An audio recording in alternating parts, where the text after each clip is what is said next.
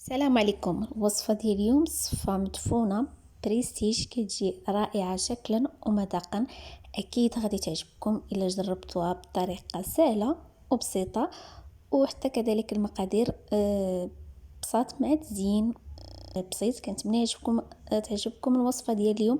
ما تنساوش ديروا لايك، ودابا خليكم مع المقادير ديال هاد الوصفة.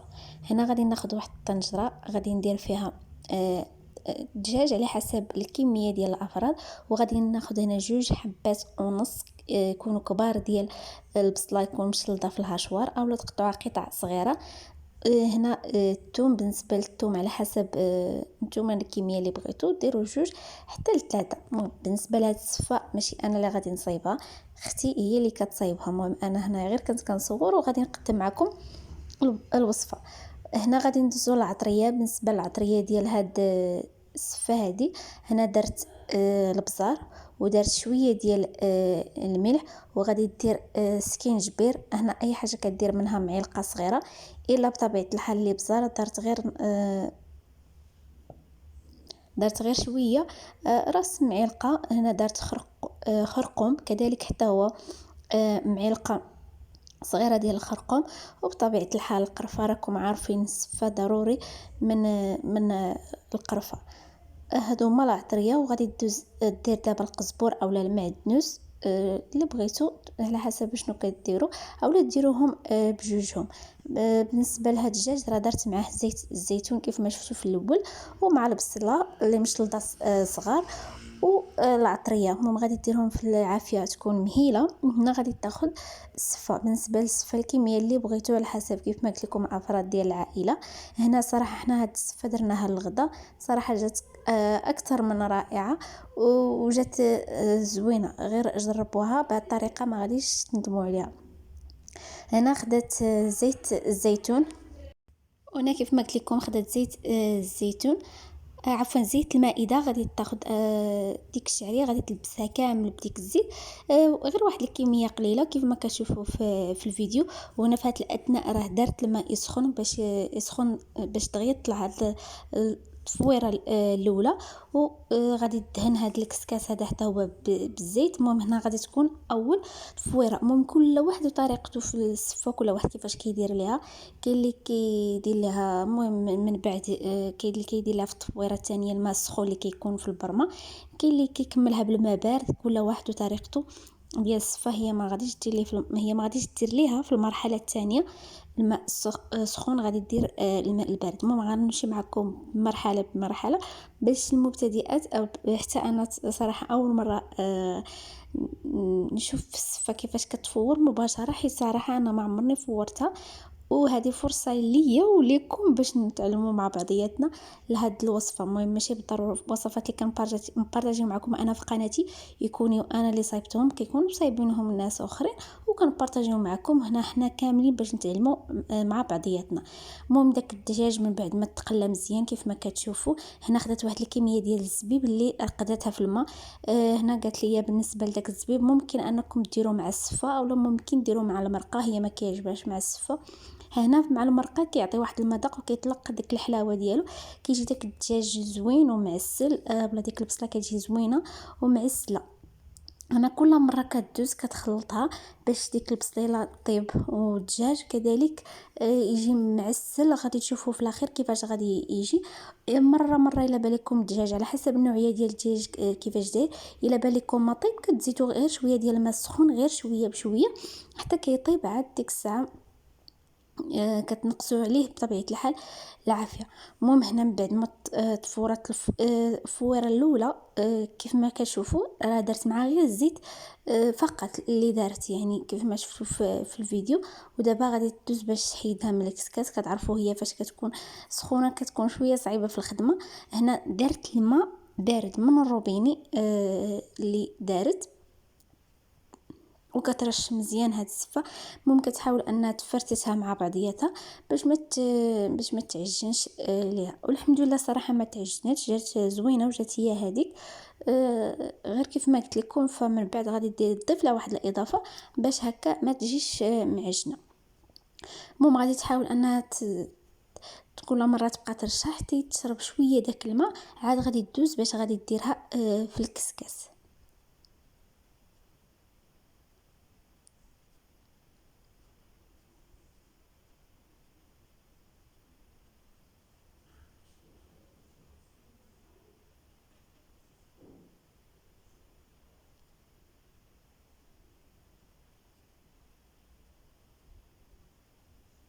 وكذلك غادي نقول لكم الكميه ديال الماء اللي دارت هنايا في هذه المرحله هذه.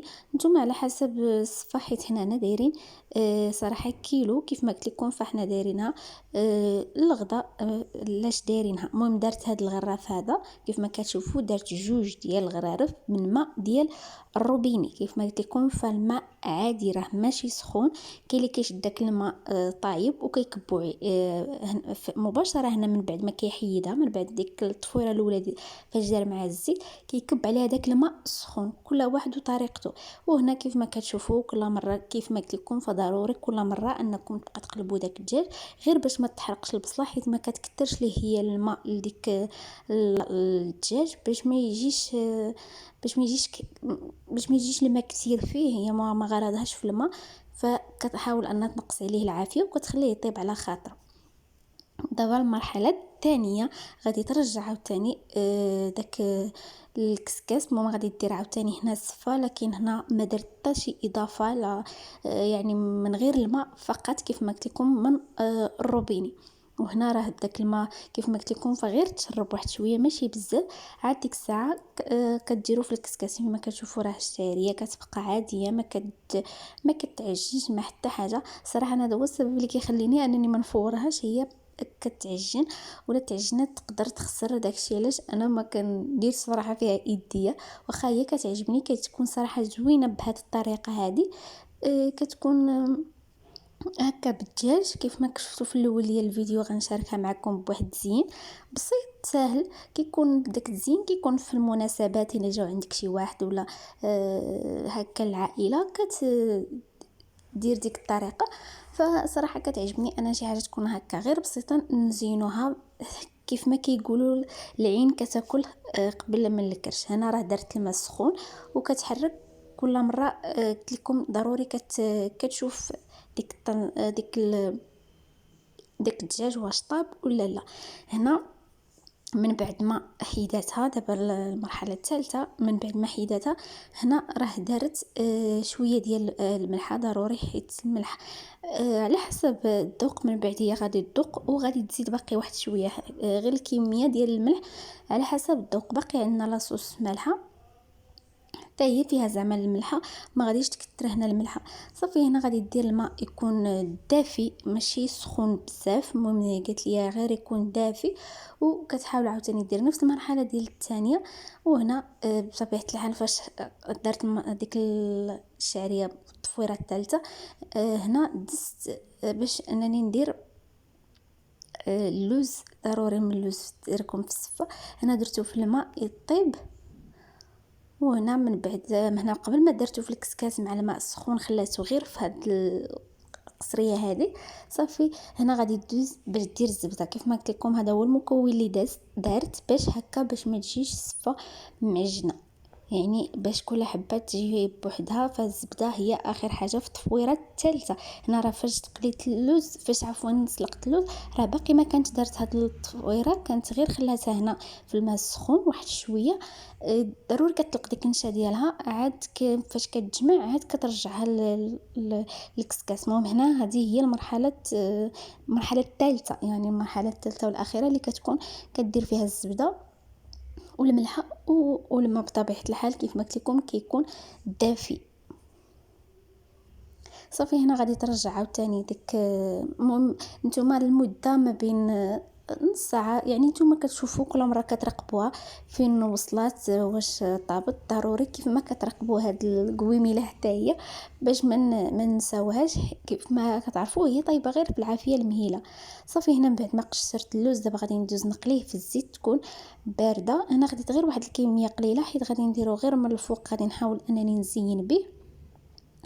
وهنا خديت واحد شويه ديال الزيت وغادي ندوز باش انني غادي نقليه. الزيت كتكون بارده كنديرو ندير اللوز حيت هو دغيا كيطيب. راكم عارفين ما كيشدش الوقت بزاف.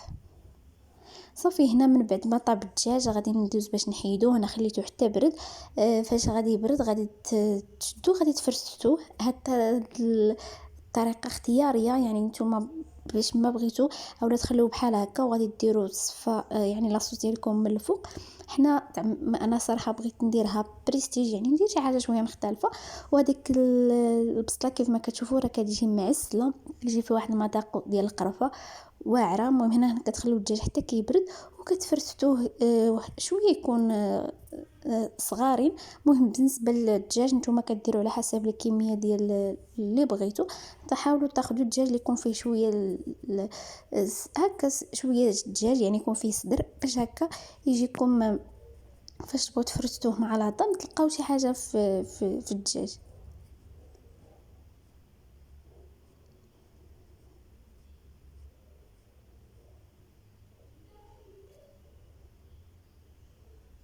صافي انا غادي نكمل على هذه الطريقه هذه.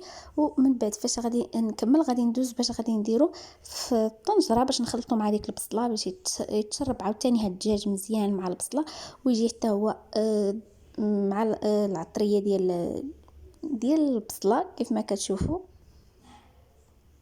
هنا. ممكن الا بغيتو تضيفوا سنيده كتضيفوها. حنا صراحه ما ضفناهاش حيت ضفنا داك الزبيب، عفوا سمحوا لي، ضفنا داك الزبيب حتى هو راه كيطلق واحد الطعم ديال البنه ولا الطعم ديال الحلاوه كيجي زوين. صافي هذه هي لاصوص كيفاش كتجي. صراحه كتجي واعره خطيره. المهم غتسمعوا واعره خطيره بزاف. عرفوا راه فاش كنشكر لكم الحاجه بزاف راه كتكون زوينه ولذيذه، ما غاديش تشبعوا منها.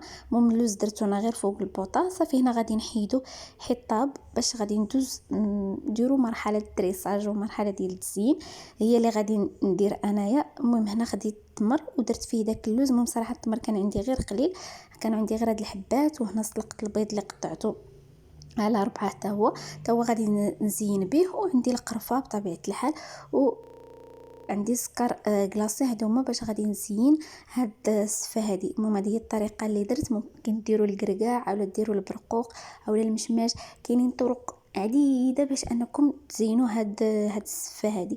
صافي المهم هنا راه درت يديا باش انا اللي غادي نزوقها. خديت هاد البيسي شويه غارق من التحت، وخديت هاد المول ديال الحلوه اللي كيتفتح وغادي ندير فيه الصفه راه سخونه. غادي نحاول انني نزرب عليها واحد شويه باش نحطها وهي سخون. كنحاول انني ديك الصفه ندوزها كامل على الجناب ديال ديال ديال المول كيف ما كتشوفوا على هذه الطريقه هذه ضروري من الجناب.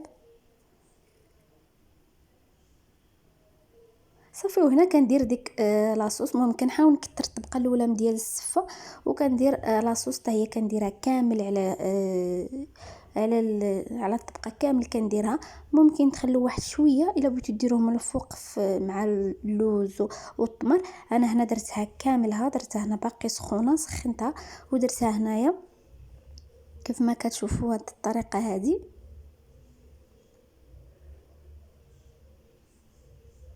نتمنى نكون شرحت المرحله ديال التفوار ديال الصفه كما يعني كما شرحت لكم. كيف ما شفتوا في المره الاولى درتها بالزيت، والمره الثانيه درتها بالماء بارد، والمره الثانيه فدرت الملحه والماء دافي، ومن بعد في اخر حاجه درت الزبده. ما كتعرفوا راه الصفه كاين اللي كيدير لها 2 تفويرات وكاين اللي كيدير لها 3 على حسب النوع ديال الصفه. كاين كتكون رقيقه وكاين اللي كتكون موين، يعني كل واحد الصفه كيفاش خداها. كاين اللي ما كتبغيش طياب بزاف. واللي ما فهم شي حاجه يقولها لي في التعليق باش انني نجاوبوه. الا ما كنتوش فهمت واخا حاولت اني صراحه نفهم اولا نشرح لكم كيف ما شفت. حاولت انني كيف ما كليناها في الغداء ودرت المونتاج في الليل باش نبقى عاقل على الطريقه داكشي علاش باش نوصل لكم ميساج كيف ما هو. هنا درت غير حبات ديال اللوز. ممكن انكم تهرمشوهم او الا كانت عندكم واحد الكونتيتي اللي كثيره ديال اللوز طحنوها وديروها كطبقه ثالثه غادي صراحه زوينه. انا عندي اللوز شويه قليل، درت غير واحد شويه هنا دوك الحبيبات كيف ما هما. صافي وهنا غادي ندير الشعريه ولا السفه، غادي ندير طبقه ديال السفه، ما غادي نديرها شويه حتى هنا تكون كثيره.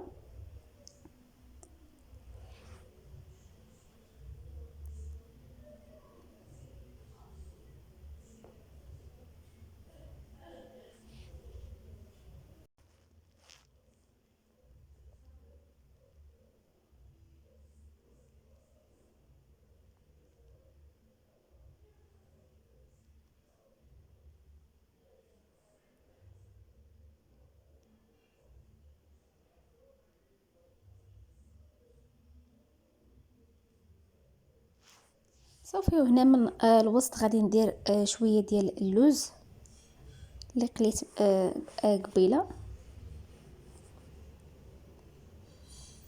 وغادي ندير واحد الخطوط هكا ديال التزيين ديال بالصفه. كيف ما قلت لكم ديك لاصوص الا بغيتو بلاصه داك اللوز ديروها حتى هي من الفوق، حتى هي كتجي زوينه باش يبقى يعني يبقى المذاق باين، اولا يكون باين زعما من الفوق ديالاش ديك الصفه، انا راه من الداخل كيكون فيها لاصوص. المهم اليوم هذا الفيديو غير قبل عليه كيف ما كاين صراحه شويه عيانه، داكشي علاش المونتاج كنحاول نعاود الهضره ونعاودها باش غير نوصل لكم الفكره كيف ما هي. صافي فاش درت هذو الخطوط بالقرفه، دابا غادي نديرهم بالسكر كلاصي. واخا السكر كلاصي حيت انا السفه سخونه بدا كيتشرب داك السكر. المهم تزيين بحال ديما كيف ما كنقول لكم، ابدعوا داكشي اللي كترتاحوا فيه. صراحه انا عجبتني انني نزينها بحال هكا. واخا هي كانت في الاول ما غير حتى بدينا كنصايبوا فيها، عاد قلت لاختي انا غادي نزوقها في المول، ما غاديش نديروا هاد الطريقه العاديه. وكنشارك معكم هاد التزيين هذا صراحه، واخا هكاك يجي زوين في المنظر. هكا الا عندكم شي مناسبه اولا شي عراضه تقدموها بحال بهذا الشكل، يعني بالزين اكيد اللي بغيتو نتوما. صافي وهنا غادي ندوز باش نحيد المول. المهم راه المول كيتحيد بسهوله، غير بشويه باش ما يطيح ديك باش ما تطيح ديك الصفه. صافي هنا غادي ندوز باش ندير البيض، وغادي ندير التمر.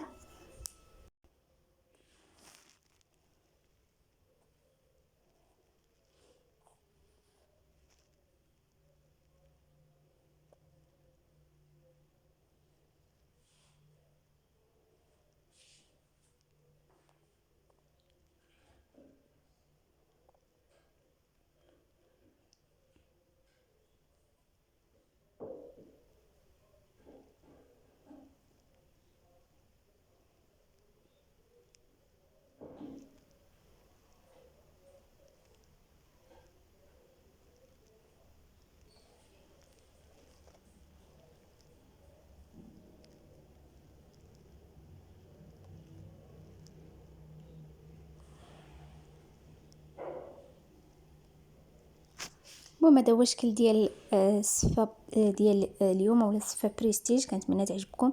ما تنساوش تخليوا لي اعجاب الى عجبكم هذا الفيديو. كثروا اعجاب لاختي في هذا الفيديو، نزلوا قولوا لها الله يعطيك الصحه. صراحه جات زوينه مذاقا، المذاق هو المهم. كنتمنى الا كنتو اول مره كتابعوا قناه اسماء عاشور شانيل، ما تنساوش ديروا ابوني وتخليوا لي بزاف ديال لي لايك الى عجبتكم بطبيعه الحال. ونتلاقاو في فيديو مقبل ان شاء الله بحول الله. السلام عليكم.